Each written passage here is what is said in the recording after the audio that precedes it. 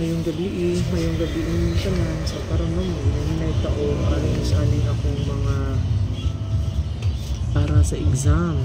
Okay, para ni sa exam for the second day of their exam. So ako subject na ako ang parang karon is AP. So mali siya ng exam.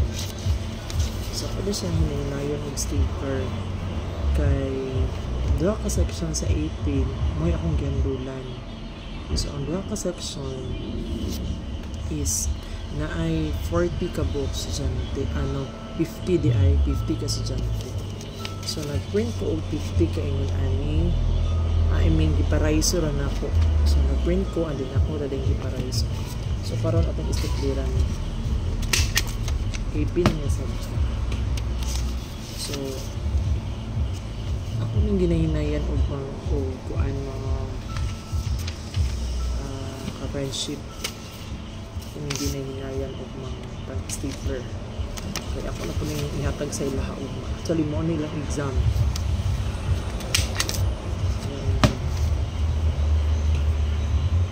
actually naghatag lang ko og 40 items of their exam ay dili man pwede nga maghatag taog daghan kayong questions niya. At the end of the day, wala sila nasabtan sa mga questions. Tungkol sa kadaghan, libog na ilang ulo. So, lahi ang learning karon sa mga bata. Lahi ang ilaang pagsabot. So, anyway guys, nalay mo ito yung nakita sa akong likod na nakita. So, sagdahin na lang next. So, ang ilang time ani sa ilang exam is morning. So, morning lang exam ugma. Okay, so, nanginginit. So, niya, mabot nila siya o 50 ka buko. Ako ang gilain tanan. So, muna ako ang video karon nga akong gibuhat. No? So, may nahinay na natin yun. So, ang 50 ka bata is dili ka makasure nga maka-learn gid sila tanan. Dili pud gid ka makasure nga kana sila tanan nakasabot.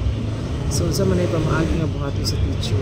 Dili maghatag siya og simple, okay? Simple or not too much hard questions.